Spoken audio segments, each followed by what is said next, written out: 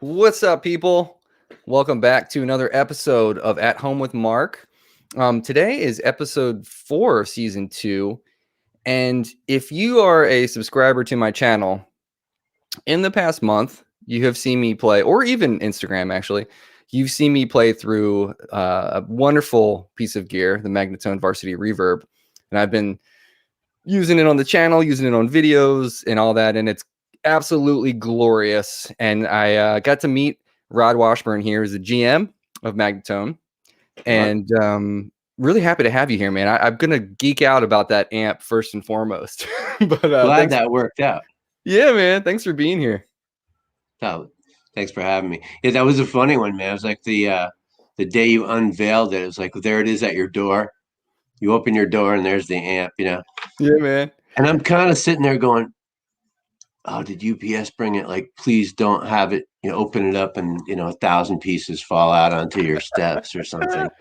You know what? I'll say, and you know what I said? I think I said this in the video too, but like, dude, how that was packaged, how you guys package everything. First of all, I was not expecting there to be an amp cover. That was killer. Like the fact that you guys go above and beyond and like make that part of the purchase along with like the stomp box and a cord. Yeah, it's included in every one. Yeah. Dude, I mean like I can't think of any amp companies that are really doing that at all. That's what we call the Magnatone difference. That's kind of the campaign this year is to talk about that stuff that it's always been there, but you don't necessarily talk about it. People don't assume it.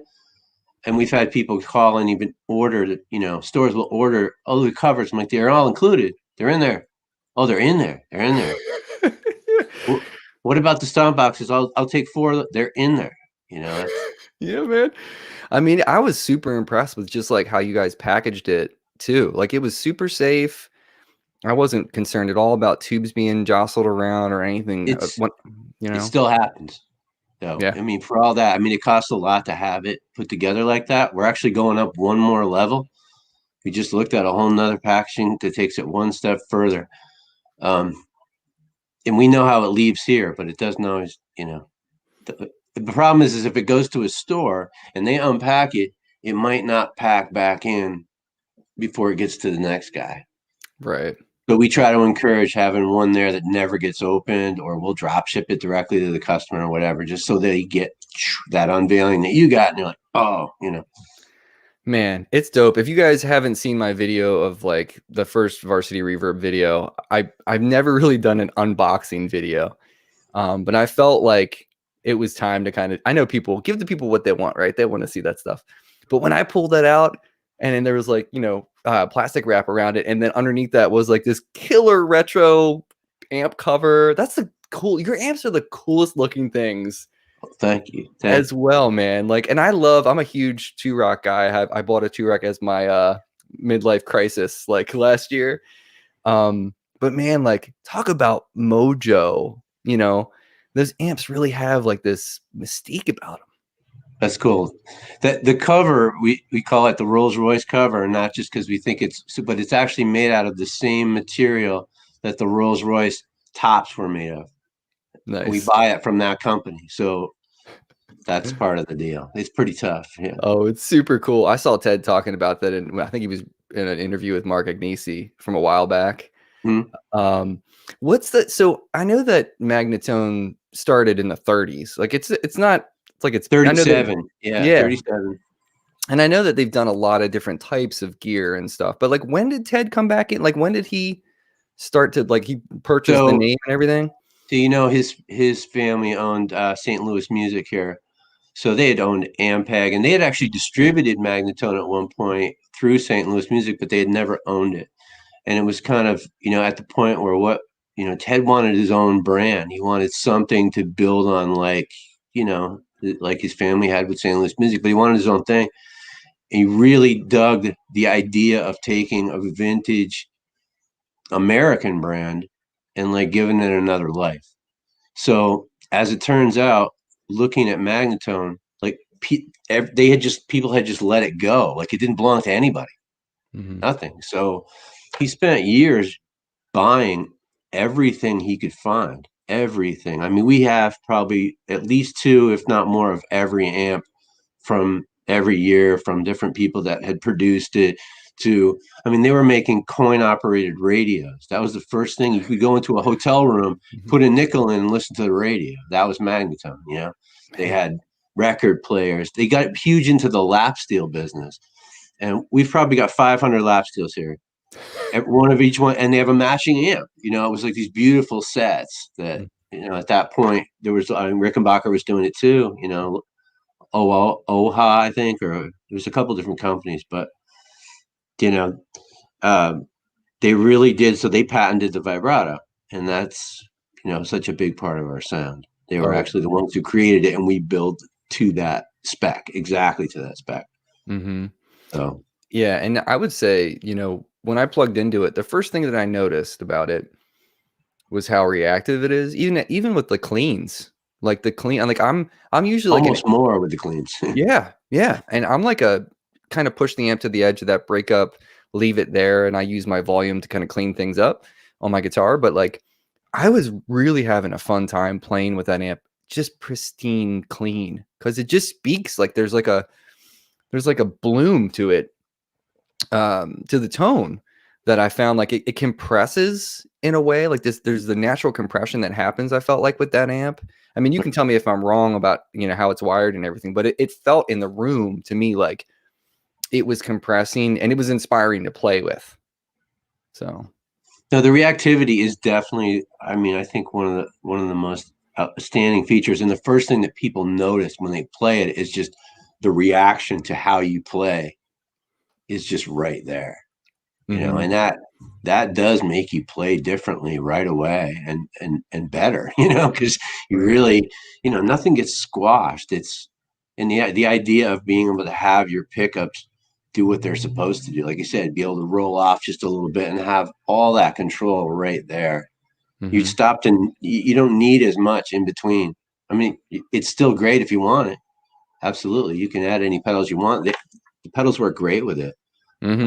Definitely have experimented with a lot of different overdrives and fuzz and things like that, and they sound great that way too. But that amp, and the thing is, I don't know how loud you ever got it. I mean, it's really loud though. You know? It's really loud, no matter what. Like, we want a quiet amp, you know, which there's been discussion about that. So I don't think we're meant to have quiet amps, you know. It's 15 watts, right? Yeah, if you turn that thing up, you know, and we go through different phases of testing here. So, you know, all the amps are going, they're being built here, and then they go into a burn-in where they're just on, you know, for a couple days, so that we know the tubes, nothing's going to pop. Like, is everything going to hold? Okay, it's fine. There's no like weird sporadic thing. And then periodically someone goes in and plays hard on it to make sure. And then when it goes to final inspection, before it gets packed up, it gets plugged in again and gone through by another set of ears before it goes in the box. And, you know, he's picky, and he'll say, I'm hearing something. I hear something. It's like, I don't know, man. It sounds great to me. No, if you hit a G chord, there's a frequency right there. Listen. And it's like, okay, let's check it out, you know. Man, But yeah, quality control. it's cool, man. There's just a few of us here, and everyone's, you know, we're all in one building making it happen. So it's pretty cool. It seems like that the QC, the level of QC there is pretty high. Like I can tell just from the presentation of when you pull it out of the box, like alone, it's like, oh, this is dope. Like, you know. Well, I mean, you know, it's not like we're some big company where you can, you know, go and have to look to see what number, you know, who inspected that. It's like, we're all here. Everybody wants it to be the very best because everyone had a piece of it, you know. So yeah. What is the reverb on it was great too. I mean, I'm a big reverb guy, and it sounds great because it felt like I could, you know how some amps, like if you just crank just a little bit of reverb from there, it gets super washy. It's like unusable almost because it gets too washy too quick or too wet too quick. I don't feel like that amp's like that at all. It's like you got to bring it up a little bit before you really start to feel it. But like if you just want a tiny bit, you can just crack it open a little bit. But I had it at like 2:00 and it sounded great. You know, it wasn't too washy at all. they're very particular.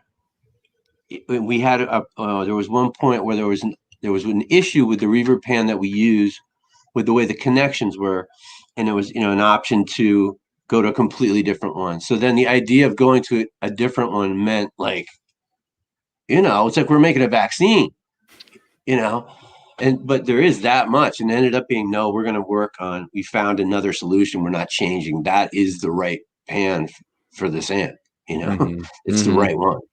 And there's definitely critique on, even sometimes in testing, check it out, the reverb, it's nothing to hear, and then it's too much here. It's an adjustment, but Mm-hmm.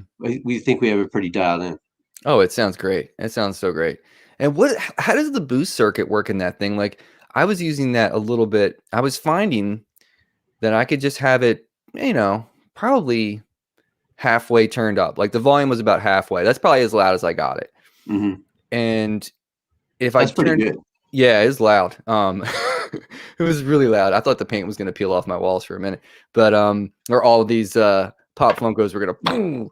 But what I kind of liked about it, playing slide with it, is Mm-hmm. that boost circuit. I felt like I didn't need any overdrive pedals or anything. Like it was that sweet. You know how Derek will get that sweet tone. Yeah, I heard But you doing it, boom. and you were going after that for sure. It sounded really, really good. Yeah. But So what's the deal with the boost circuit in there? so you've got a higher and a low input, and basically it's just juicing it harder on the front end. That's it. It's just pushing the tube. Okay. That's it. I mean, there's no master volume, so it's really just, it's adding to this.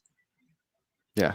I can see how that would be great to leave on and just Yeah, right. and yeah, no, it sounds great like that for It's sure. punchy as hell, man. It was like it had a great kind of attack. Like every note, and I'm not trying to blow smoke. I'm just really excited about that amp. But like, I feel like it's, for lack of a better way of describing it, I feel like the definition of the note and articulation of the way the note hit as soon as you struck the string, it's like it was giving back to you what you wanted out of it. And I feel like that's what good amps do. That's what the 2 Rock does. Every time I plug in, I never have to worry about like, what's it going to give back to me? I feel like it's in the same camp of that. Like, it's like HD amplification is how I That's describe funny, it. right? But it's all analog, and Mm-hmm. Yeah, it's great. It's awesome. Anyway, everybody should go check that amp out. And in the world of boutique amps, man, it's very affordable. I mean, like below 2K. I mean, that's hard to find a it, really good combo amp and and that's combo. really our entry. That's the first. That's the most inexpensive one we made, and no frills. So you didn't get to try out the vibrato. At some point, we got to get you to play like a stereo model with the vibrato, so you can really get a feel of that. So Yeah. if you like the Varsity, I mean, it's got that same circuitry, but the Twilighters, that's another thing too. Like that, you should definitely hear that, because the voicings are different, and they all have their own thing. I mean, there's definitely fans of each one. The Panoramic has its own fans, and then if you step into the others, that's a traditional series. If you step into the Master Series, you've seen that. That's the stuff we did. And Billy Gibbons plays it. Jeff Beck plays it, and that's got a master volume, and that's got the crunch to it. Right. So they're two families, and we're really lucky to have that. And we can kind of, for the guys who are going for more of a Fender type vibe, and they might be looking at that, we've got that. And if you're thinking about the crunchier, more British sound, it's there, but it's still unique. It's not trying to be something. Yeah. I like the fact too that the aesthetics of the amp are different than anything that you see out there. I Right. feel like the first introduction I had to Magnatone was like seeing Phil X back in the day, like Yeah, yeah. 2010 or 11. Like he had that old Magnatone, and like then they created that evil robot amp and stuff, trying to be what Magnatone was and all that. But like, I didn't realize, like I had no clue. Obviously, there wasn't that many manufacturers at that time making guitar amplifiers. So it's like when you find an old amp that's supposed to be used for an accordion, but sounds amazing for guitar that, could be in a pawn shop, like how Fender did those pawn shop series things years ago. We have a ton of them. I They're mean, there were really so cool. many. I have that one of those sitting here. But yeah, there's one that's it's got a selector switch, and it's just like, it's just different, completely different frequency variations, like presets, and this is from like the 50s. That's So, awesome. it's like, well, why would you want to be boxed into that? But it's actually like, you put that on and you start playing something completely different. It just, the features they were throwing in at that point, they were already kind of boutique and groundbreaking versus what else was going on. They were coming up with neat stuff. Yeah, man. Very interesting company. That's so cool. And so on that tip though, since we're in NAMM world right now, I know you guys are crazy busy with all that stuff. Do you want to talk about anything new before we go into like, I want to get into your history and everything too. Right You know, as far as growing up and playing music and whatnot, but like, what would you want to talk about with NAMM stuff? Well, NAMM, first of all, virtual NAMM is, it is what it is. I guess you're lucky to have any kind of platform at all at this point. And effectively, like, I think we did as much business with our dealers just knowing it was time to catch up again. I checking in with everybody. It really didn't happen that much through that venue, but some of it did, and it's cool. It's cool just to be a part of it, but it's definitely without being there and shaking people's hands and showing them what you got and having people come in and plug in, because that's the thing, man. You got to plug in. Oh yeah, You really got to, and so many people do, and even at NAMM when you can barely hear yourself think, it happens. And I don't know. I just hopefully next year that'll happen again, but we're not putting anything out immediately. We have another limited edition, kind of a ZZ Top model that's coming out again. This one is called the Mardi Gras, and we built the amps for it was the 2019 tour, and they've got a Mardi Gras theme to them. The whole coloration Billy came up with Ted. And then if you look at the movie that came out this year, Best Little Band in Texas, if you go in the first scene, and whenever they go back into that room they're all sitting in, they're flanked by a wall of these amps. They both have. So we're going to release a limited run of those, which are they're crazy looking. So we're excited about that. I saw that documentary, and I did think, like, man, those, you can't take your eyes off those. It's such like an eye catcher, man. He likes to come up with a look, with a design, with something unique, and have it be different every time. Same with the guitars. Yeah, I mean, it's Billy Gibbons, man. Like, it's been the way. This is the way. That's how he's run his whole career. You know what I mean? Like, I would expect nothing less. And what's cool about it too is, like, anytime you can get on a stage and have, like, the wherewithal, I'd be like, I don't care what people think about what my guitar looks like, and whether it's full of feathers or whatever. You just back it up with your badass music, man. Like, it's so cool. I love the fearlessness that guy has, that ZZ Top basically has carried themselves with their whole career. Yep, still going, man. Yeah, still going. That's the main thing. That would have been like a NAMM release for this year. That would have been great. Yeah. There's another amp that's in the works. I don't want to get too into the details of what it is, but there's another amp and another surprise as well. But I can't divulge that at this particular time, so I won't. Okay, that's fine. So we're going with everything you've never heard so far. The amps we have, and we hope people will check them out. Yeah.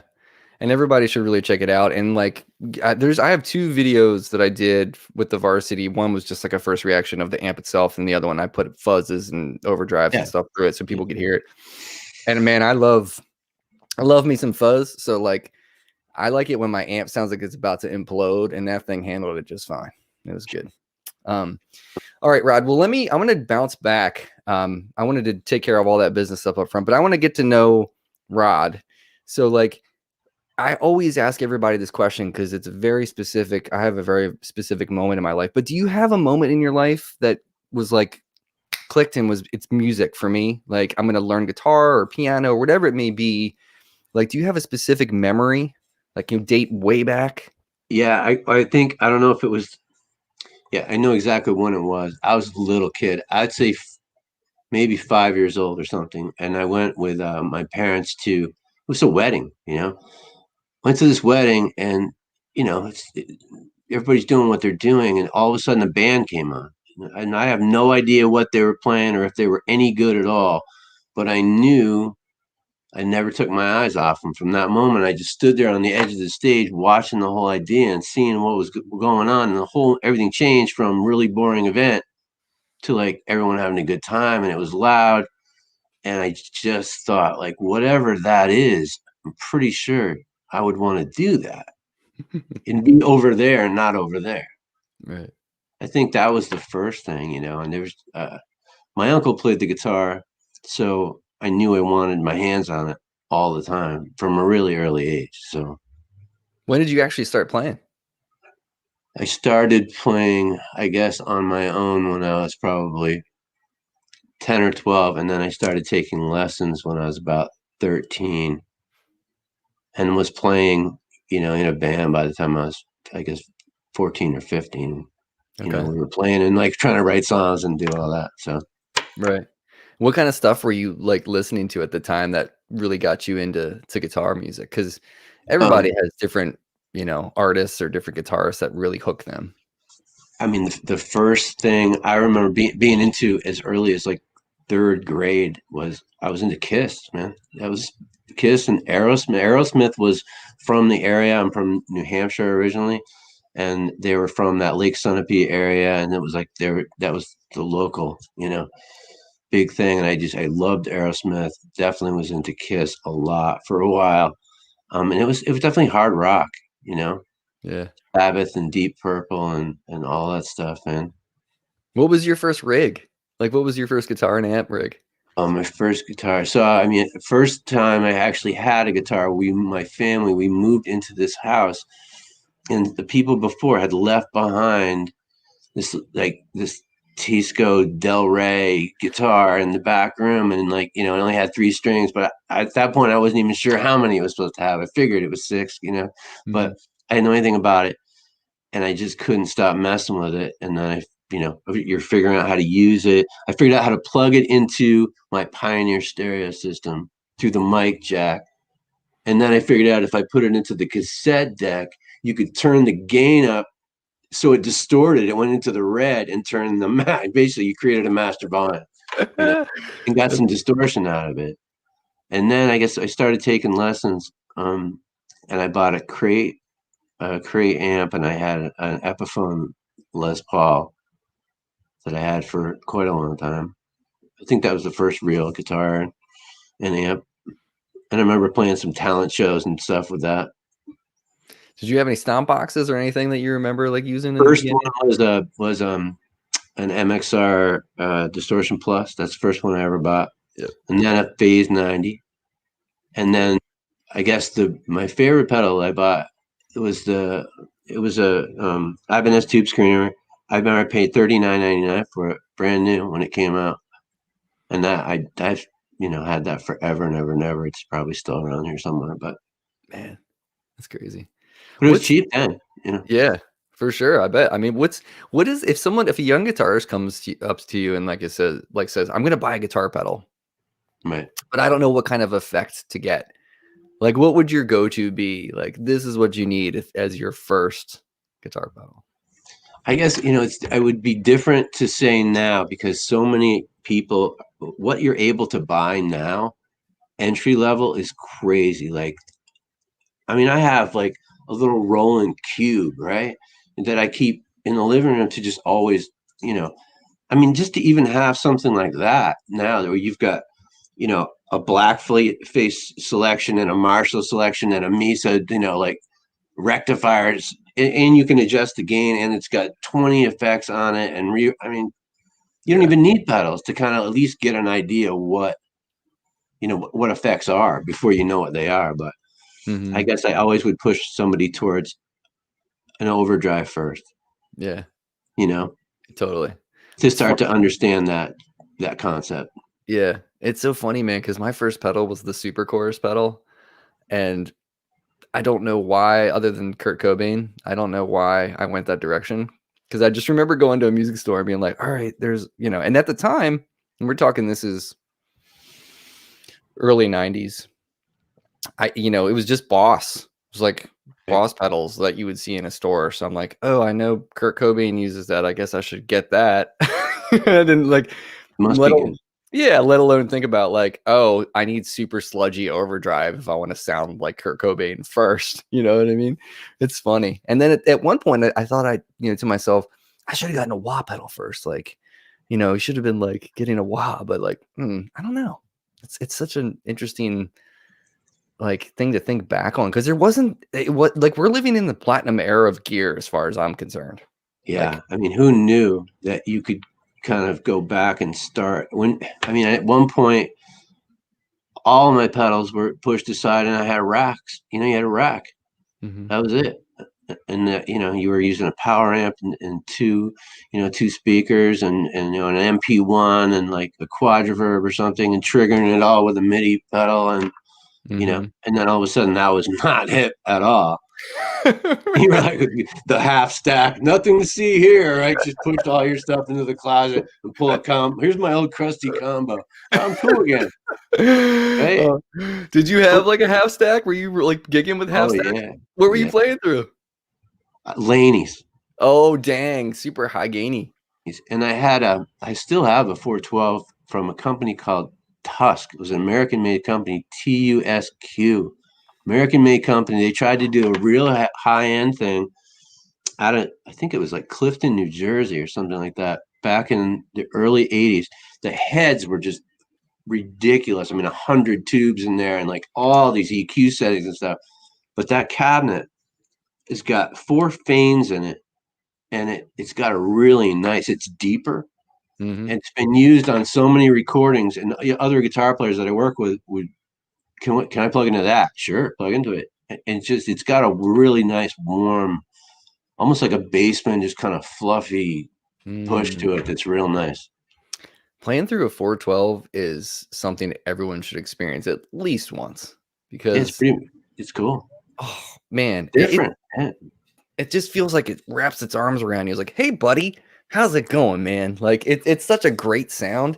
I could never ever gig with something that big in the rooms that I play, but like, dude, like recording with one of those, or I mean, and obviously these days people like could throw a mic in a room with a 110 cabinet and it's, you know, look at Jimmy Page. Like, Yeah, exactly. I mean, it sounds better. You're able to control it better, you yeah, know, and get yeah, a lot more versatility out of small amps for sure. yeah. I mean, I like the fact that you guys are kind of doing, I mean, the combo thing, and I told you this a while back, but like I've been looking for like a good small light, can Yeah. like put pedals on my one shoulder guitar, carry an amp and walk into a room, and like that's all I need kind of thing. Because I like the kind of head and cabinet thing, but at the same time, like that's not always convenient depending on how the load in is, obviously. But like finding something that's like, because I felt like the Varsity was not heavy at all. It's not bad. It was fine in carrying it around. But like I like the fact that you guys are offering those in different combinations too. How some of those amps you can get them as a Yeah. head and cab. Like not a lot of All people of do them. that. Yeah. Yeah. And you Mm. can. And I don't think enough people have even tried that yet. But like, you know, when you get into the stereo amps, and you should definitely try one out. I'll hook you up to listen to one. When you get to that separation, so the idea of it sounds great. So the Twilighter has the 212 set up, and it's 2 separate amplifiers as well. So you're driving those. It's beautiful, perfect stereo. But if you come out to a wider, you know, put your cabinets out, it's amazing. I mean, Sure. it's huge. Yeah. And with the vibrato, I mean, it's unbelievable. So the thing is, with the combos, you can still run the speakers out and do the same thing. You can have satellites come out of it, but and I had it set up at NAMM, and you know, people would come up and play, and they'd hit that one, and you had speakers further apart, and wow, you know, like, what the, you know. Yeah. Did you guys have last NAMM? Did you guys have like a room where you could be a little bit louder, or were you out on the floor?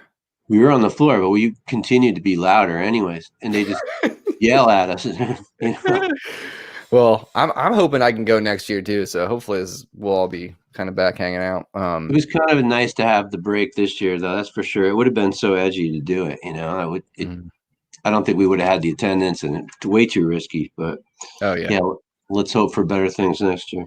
Yeah, they made the right decision. So back to like your youth and playing music and the music you were listening to. This is something interesting that I've been asking people lately, and I thought I would ask you this too. What is an album, or it doesn't have to be like number one. It could be one of a plethora of albums that you'd want to do this with. But can you think of an album that you wish you could like wipe from your memory and listen to for the first time again? Like you loved it that much that you're like, oh man, I'd love to put ears on that. I mean, honestly, I think it was putting on Led Zeppelin 4 the very first time. And it Hmm. wasn't like it was new when I had it. I swiped it out of my mom's records. Somebody people had been over and they had records laying around, and I grabbed it because it looked cool, and had the headphones on to listen to it. And it's just that beginning where you hear him like touching the guitar you have no idea what's about to come, right? And yeah, that album I was pretty amazed that there was that much energy about to happen. Yeah. It's interesting how many people go back to Zeppelin too for that. I had Tedeschi Trucks keyboard player Gabe Dixon on, and I Yeah, asked him that question, and he said Dark Side of the Moon, and I was like, oh, I was not expecting you to say that. right. But like, there's a reason some of those records are like seminal, groundbreaking. I mean, I feel the same way about Sergeant Pepper's. Like, it's like, but like, there's a reason some of those records, those are guitar records. Like listening to Dave Gilmour solo on Time. Yeah, it's I mean, that's one of the greatest. I mean, I feel the same way about George Harrison's solo in Something. That's like one of the most perfect guitar solos ever composed. Like, it's just there's something about it that it just touches on all the feelers as far as like playing harmonically like correctly over each chord and like pulling out those specific juicy notes. And it's the same thing with Jimmy Page, even though obviously people are like, he's sloppy. I'm like, dude, the slop is half the fun of it. yeah, keep the slop is fine. Yeah. But I'll keep Jimmy. yeah, no, it's just like, I feel like there's, the trolls that, just want to talk smack about the greatest guitar players who've ever, ever lived. It's ridiculous.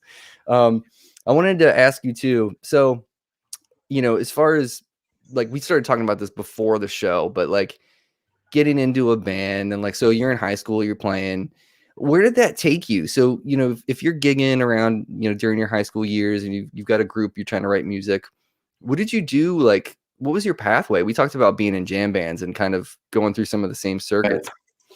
So I mean, originally it was definitely hard rock stuff. That was the thing. So it was 80s, and yeah, the first band straight and still in high school, we were writing original material, and we were covering plenty of other stuff too. But we were writing original material and trying to record it, and somehow get it onto cassettes and have people want to listen to it. I mean, that was the immediate goal. Mm-hmm. Right away, it was writing songs, and and at that point, it's everyone. We were like, everyone in the band needs to sing. Like there's going to be harmonies, there was going to be collaboration. Like you grow up listening to bands where everyone had to put something into it.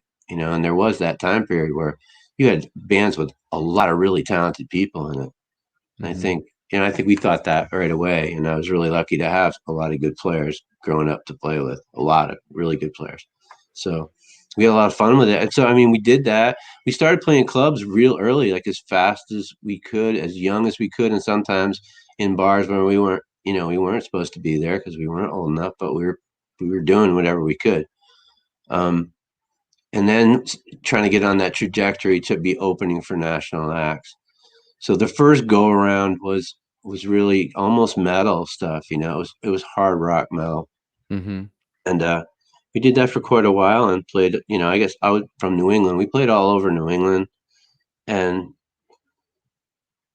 got you get as far as you get. I mean, not Mm-hmm. big, but yeah, got to open for some national acts and played in every pseudo rock club that you can play in that had a cool stage and you had a sound man, and it felt like where there was 5 bands on the bill every single night, and that situation. Did you That guys was get the down into first go. Boston? I played the Channel in Boston. I Okay. think that was the only club there that we played in, but I remember doing that. Yeah. Okay. And like, did you guys get into Cambridge and like some of those? I wonder if some of those places, because when I was living in Boston, some of those clubs were there, for years and years and years, like All Asia. And there's some places that you had to like pay your dues and play there first before you could branch out and play other clubs in Boston. Right. So I don't know. That was that went on for quite a while, I guess, and then there was a kind of a break, and I did a bunch of cover things and recording, and worked in music stores and that up, and then started all over again in like '99. I got hooked on like Warren Haynes and Derek Trucks and the Black Crows, and went down that road with another band and kind of did it all over again, um, Man. which was a lot of fun. That music definitely got me back into the roots of the stuff that I was listening to, and loving the Allman Brothers Hmm. and Skinner, and just guitar playing bands. Yeah. Was it the same guys that you were in the band with, or were these No, different no, cats? no, Okay. no. I mean, actually, well, the drummer had been in both of those key bands for a period of time. So, but that's it. No, it was another lifetime for sure. Yeah. But you were so the bulk of the time though is probably were you playing with buddies? Like you were just like, this is a band with my friends and like because I feel like those are the best situations, like as Yeah. far as bands are concerned. Like if you're a young band coming up and you've got a good group of friends and you guys are good musicians and you have the same goals in mind, like stay with it. Cause that's like the best. You And never think that at the time because you're I always know. right. You don't ever think that. You always think you could do better. Right? He's holding us back. He's the one. There's always that thing, and you don't appreciate it. And you're trying to go pro, and then when you do get to that point, and that's further down the line. I guess at some point when you just become a guy who goes and can play with other people, which I did for a fair amount of time, and get called in to play, whether it's for a gig or a studio piece or something like that. It's fun and it's really challenging. And I think I was terrified of doing that the first time it ever happened, and not knowing what to expect and having to be different every time, and not knowing who the other musicians were going to be backing that person or whatever, like, but yet you did it, you did it, and you learned a lot every time. Yeah. It's just such a different way of playing music. So were you doing like for hire? You were doing studio work, but were you on the road too? No, I mean, this again, these are all kind of segments of time. Okay. I think after that, after the bands had gone away, I started recording more, writing more of my own stuff, and then playing solo a lot, like every, multiple times a week for years at a time, playing solo acoustic and singing gigs. Like that Hmm. thing I did for a really long time. Yeah, that's a grind, man. It People. is, man. It is really a grind. And that's when I started to meet some different people that were kind of doing the same thing. And they were like, oh, you play lap steel, you play dobro. Can you play on this? Because nobody in New England was playing lap steel, or, there was not a lot of that going around. Hmm. So you would get some of those calls at least. And that's a lot of fun. And I met a lot of people that I would have never known if someone hadn't said, you should call Rod Washburn. He can go do the gig tonight. He'll do it. That's great. So So, what era of your lifestyle? How old were you at that point? Like, what was going on? Like, what that you said 99 was when the jam band. yeah, so put 10 years on that. That band kind of did its thing for about 10 years, really. Almost, yeah. So I guess I really started to do the solo stuff in like 2010, 2011, recording, going in and doing like a whole record and playing most of the stuff, everything that I could play, and then having other people. I had to work with a guy named Eric Lichter and a place called Dirt Floor Studios, which tremendous. And he was just such an inspiration to um, how to make the record properly. And he does, look him up sometime. He does wonderful stuff with people, but he's able to play every instrument, each one better than the next. And he's a phenomenal singer. And you come in and it's like, oh, this is what I have. These are my songs. And what do you think about this? Take a listen to this. And that was my first experience of not being in a band with somebody, but collaborating on that level with songs and seeing it come to life right in front of you. Mhm. Wow, that's what it's all about. That's a producer, man. And yeah, he really is. He Yeah, really is. that sounds dope. So that Well, was a lot to learn, and then I got to go back in to play on, a good friend of mine's record, and because Eric was working with him, and that's how we met each other, and we became great friends, and yeah, very cool. What is that name? That Dirt Floor sounds so familiar. What has he produced? Look it up. I would say just look it up, because Okay. he's worked with so many people that you probably know somebody who's worked there or something. But Did he work with Chris Whitley? I believe so, but I don't want to. I want to say that there's some. I feel like there's some. I don't know. There could be. It's also could be the name You of could Chris bring him Whitley. in. Call him in. Yeah, right. Call him in. Yeah, I'm man. gonna phone a friend. Okay, so then, so how did Magnatone? Where did that come from? Like, So yeah, you're right now. You're figuring out. You're doing the math. Like, how freaking old is this guy? Like, well, no, not that. I'm just. It's like the pathway. It seems so interesting in terms of like going from gigging a few times a week, by yourself, solo artist, hustling, putting out records, and like, how did that happen? so in between all of that. So if you looked at a career path at the same time, that running parallel to a music path, that was also kind of doing some really interesting things. So how did I get to Magnatone? I guess getting into the music business as a business is the other part of this story. So always playing music, that never really stopped. I have kind of a background in marketing and in graphic arts, and was printing every T-shirt that our bands ever had, because we knew how to do that stuff, and we had more merchandise than any other band because we knew how to do it. And then getting in working for advertising companies. Well, somehow that gig of being involved in graphics led me into a manufacturing facility that needed someone who knew how to do that. And I never wanted to do that, never.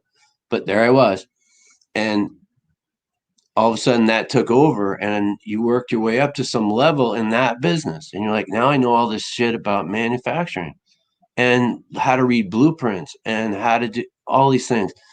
Years are going by. You're still playing in bands, right? You're still doing all this stuff.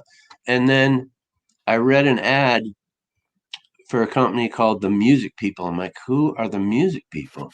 And the job was like music, musician preferred, someone who knows graphic design and has a background in manufacturing. I was like, someone just wrote this. Is a joke. This is a joke. One of my friends replaced the newspaper with this, and I'm supposed to get all excited. So I call him up, and sure enough, there's this company in Connecticut, and this family, the Hennessy's, own it, and it's been there, and there's all these great people working there, and that's exactly what they wanted. So they're making their own products. They're working with multiple factories. Everyone that works there pretty much is a musician, and I got the job there. We're doing product design. That's how I got into the business. First company that we were doing OEM for was Fender, and I was working for them. Next job I got was at Fender. So moved. You just kept moving. You just kind of bobbing and weaving. So I had all these backgrounds, and I got a call from a friend of mine at one point, just a year ago. I'm skipping ahead. I have to. And he said, you should check this out. Magnatone's looking for a general manager. And I was aware of him, and I had talked to Ted one time prior to that, but we didn't know each other. And I saw it. So he sent me the ad, it's all this, what they're looking for. They want all this stuff. And I'm like, all right. I go, you really think this is a good fit? He goes, yeah, man, I think you should check it out. You should totally check it out. So I called. I still had an email directly with Ted from some conversation that we had. And I just reached out to him privately and said, I'd be interested if you want to talk. Sent him all my stuff. And I think we had 3 or 4 conversations, 2 hours at a time. And he flew me out here from Connecticut, flew me out to St. Louis. I spent a week here with him every day, went out at night talking about everything, met everyone that works here, spent time with them one-on-one, just trying to get a feel of what it was going to be like. And then he goes, well, the thing is I got to hire someone to handle sales too, and I'm not sure if I want to do both at the same time. So I went back to Connecticut, and he says, I think I might do the sales thing first, but don't be discouraged. Like, I really think you'd be a good general manager. And I'm like, this is just gonna slip away. Mm-hmm. So I said, I'll do both. I'll do both jobs. I think I can do it. So we continued the conversation, and ultimately that's what happened. I took both jobs, and I've been here just over a year. I started 2 weeks before NAMM last year as general manager, and have grown into that role, and we just had the best year we've ever had. So, Man, crazy. Yeah. Well, you know what's really cool too, and any manufacturer representatives that I have on this show, the reason I have you guys, specifically the people that I want to have on here, is because it seems like good people, like I feel that way about, getting to know you a little bit over the past month or so, having Scott from String Joy on, like it's just an amazing group of Matt people. Ike from Mule, man. Great Yeah, guy. Matt. Oh my God. Yeah. Speaking of which, we should talk about that because I know you have one, right? Yeah. Yeah. But I really strongly believe, as a person who comes from a sales background too, and my job that I do 9 to 5 as well, you got to be real with people and transparent, and the product will speak for itself, Yeah, I agree. and I think that's the main thing and I get that from you guys in all mediums. Like, in anytime I see any interviews with Ted or whoever it is talking about Magnatone, or even your artists or whoever's, you can tell there's a general love of the product, not only because of what it does, but by the people who represent it, Oh, and are thank you. behind the scenes. So that's stuff that you can't take that for granted. And as a person who purchases gear, and I guess as somebody who kind of works in the industry, like, that stuff is paramount as far as I'm concerned. So It goes a long, long way. We work with dealers all over the world, and you have to have a relationship as much as you can with everybody to understand what everybody needs. Something different. Everybody expects something different. They present themselves differently, but I mean, especially this past year, when you're talking to a store in Italy and you're like, what's going on over there? You guys all right? right. You're talking to somebody, wherever in Australia, and everyone's kind of getting hit with things at different times. So, things are really looking up over here, and you're like, how, but over here, it's another whole story. We really watched that happen all year, but it's a good story. And I think everybody was very friendly this year and just thankful to be still doing what they're doing, Yeah, man. I feel that way every day that I wake up, dude. It's not to be cheesy, but like, I'm grateful that, we have we have a roof over our heads. Could be worse, could be way worse. Like, it's like, we're going to get there. Things are going to start to come back, and things will be different at first, but I think it's all coming back, man. So let's talk about the mule stuff, because dude, I've been lusting ever since, like, Ariel started playing that blue Mulecaster. Mm. I was like, what is that? And there's something about, and I talked to Matt about this too, but like, what really sells me about those instruments are the pickups. There is something about those pickups in terms of like the steel and the pickups and the marriage of those two things. So do you have a Mavis? Like, which one do you have? I have a Mavis, but I've played a tricone with the P90 with Matt pickup, and I've played the single cone metal body as well. I've never played one of his straight the mule. I have not played those. Okay. But I've played, two of the metal body resonators, and I have a Mavis. Yeah. And they're definitely they're all different. They have their own voicing, but they're true to each other. I think, it's like, it's not a national. It doesn't sound like a national. I played a lot of resonators. I played dobro. I've played a lot of them, and his definitely have their own voicing to them. There's some magic going on over there. Yeah. I Here, mean, do they sound like a cannon too? Or is that right? Like, I mean, just listening to him through the internet, it sounds like they project really well. yeah. I mean, I think the metal bodies really shine with the the low D, the open D tuning. Like, they just open up, and you put some good. You were talking about gauges of strings with the guy from String Joy there. And I mean, that is everything. You got to get some strings on there to move that thing. Mm-hmm. But when it does, yeah, it is a cannon is a good way to describe it for sure. Yeah. And the Mavis is a whole different instrument in itself because it's Talk really about that though. Like, tell me about that solid instrument. body, that's carved out with the resonator in there, and I mean, it plays fantastic. It almost when you're not plugged in, you're just sitting on the couch playing this thing, kind of working on whatever. It's got a great. The tension is just right so that you can really kind of hop up and down on the strings and get moving. And it almost reacts like a banjo to a certain extent, like the way it sounds because it's not hollow, but it's still pretty loud because of the way it's built in there, and the whole thing moves. But Mm-hmm. plug it in, and well, it doesn't go to the feedback mode. You can crank it up good, and it's got a great warm tone to it. Great for slide. I like a glass slide on it myself.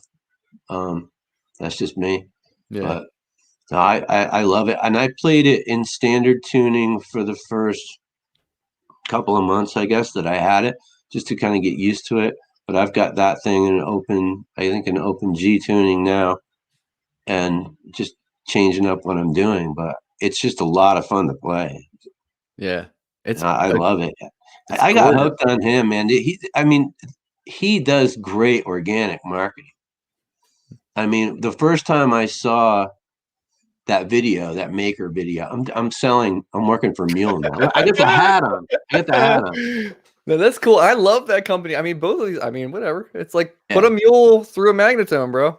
right. No, he's got a Eminem. Magnatone. He's got a Magnatone. I got a Mule, so it's all good. There you go.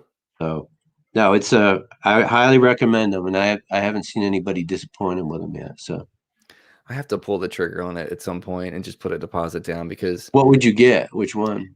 you know what, man? That's the thing. It's like I was thinking a lot about it because I'm an electric player mostly. Yeah.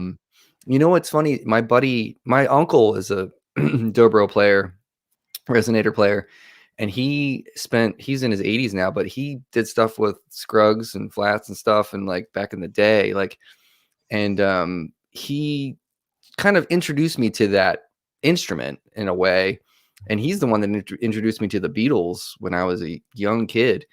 But I have a what is it? Republic, that knockoff Yeah, yeah. National. No, I'm familiar with them. Yeah. I bought one of those because my buddy was like, "Listen, man, don't spend a ton of money if you don't know." They sound fine, man. They sound great, yeah. Yeah.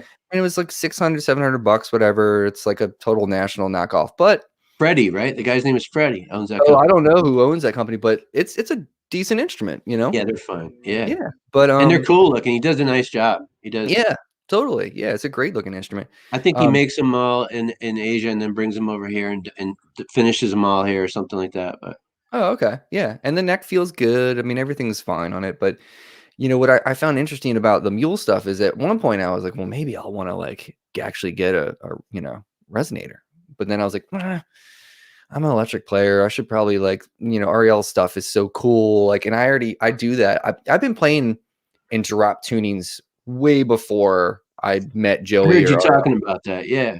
That's Yeah. cool.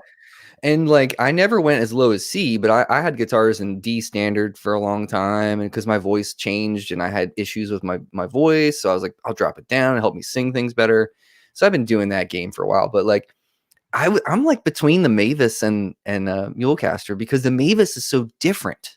It is, man. And plugged You know? in, see, you don't really you're not getting that reso sound as much. It kind of fades away when you're plugged in because you're getting more of the pickup, obviously, Mhm.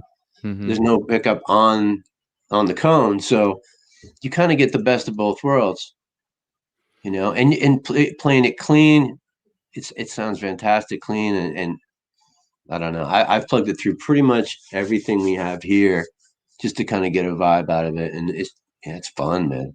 It's a Have you lot. gotten gnarly with it and put some fuzz through it and stuff? Oh yeah. Yeah. It's Yeah. handled it fine? Yeah. No, it sounds great. Oh, I, man. I think it sounds great dirty. Yeah, for sure. Okay. I want to do a video with it. I got to decide which amp I'm going to do. So Yeah. I just did a video for NAM and I played it through a few different guitars through a few different amps. Yeah. I think I saw. Was that posted on? Yeah. Yeah, I think I saw that. Well, dude, yeah, I mean, I feel like those guitars. There's so many great like builders now too. Like I would put Matt up there with whoever as far as craftsmanship, and because I mean his necks alone, like the way he talked about his necks when I had him on, made total sense to me. He's like, it's not a V shape, it's not a C shape, it's a shape of your dang hand.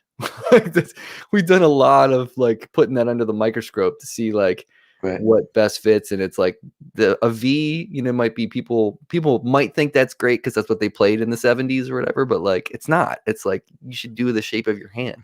Well, he's carved a lot of necks. He's got it figued out. That's for sure. He's got it dialed in.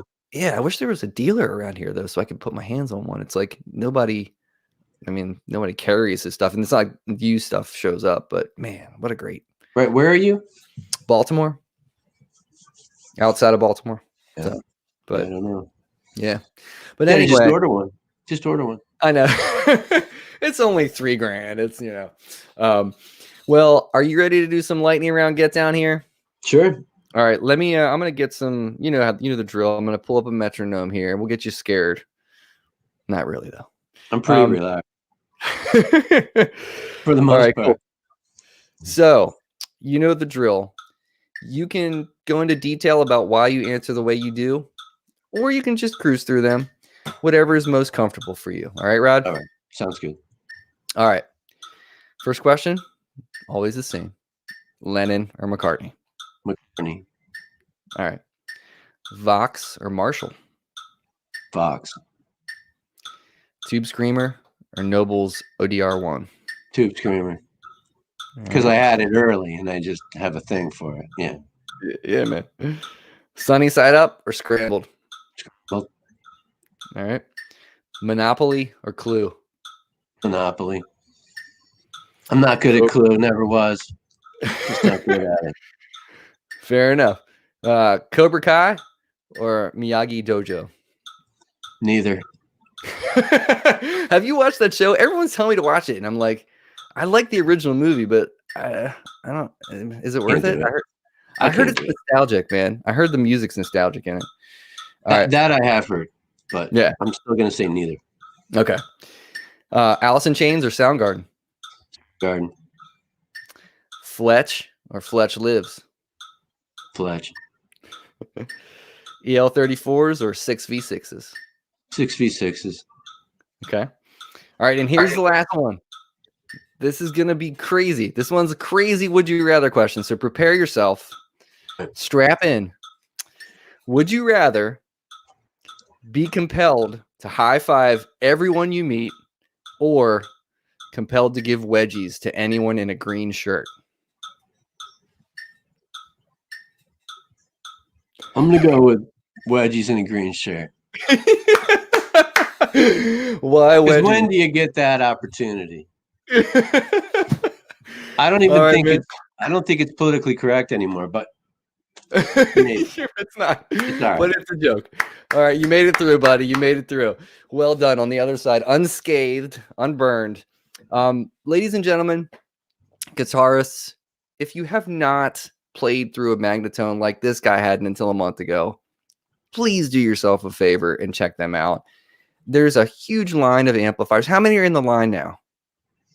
We've got 7. That's it. Okay. And there's variations. There's variations. So. Right, but they're very different. Everyone's different, and everyone gives you a different flavor. That's the cool thing about Magnatone. So definitely play through them. So what's the website for Magnatone? Drop that real quick. MagnatoneUSA.com. All right, check that out. A bunch of great like that. The website too gives great descriptions on what the amp can do, like a lot of the history. Yeah, there's a lot of videos you can check out. So yeah, cool. Definitely check that out, guys. This Saturday, Mr. Danish Pete Honore is going to be on the show Saturday morning at 10 a.m. So you're going to want to drop in, and there's going to be a lot of fart jokes probably talking about that show. But we'll see how that goes. Pete's going to be fun. But Rod, thank you so much, man. I had a really good time talking to you, and thanks again for the loaner of the amp. It was so fun to play through that. Cool. Anytime, man. It was a pleasure. Cool. All right, guys. Rod, you can hang out, but we're going to hang out. We'll see you guys next time. Peace out.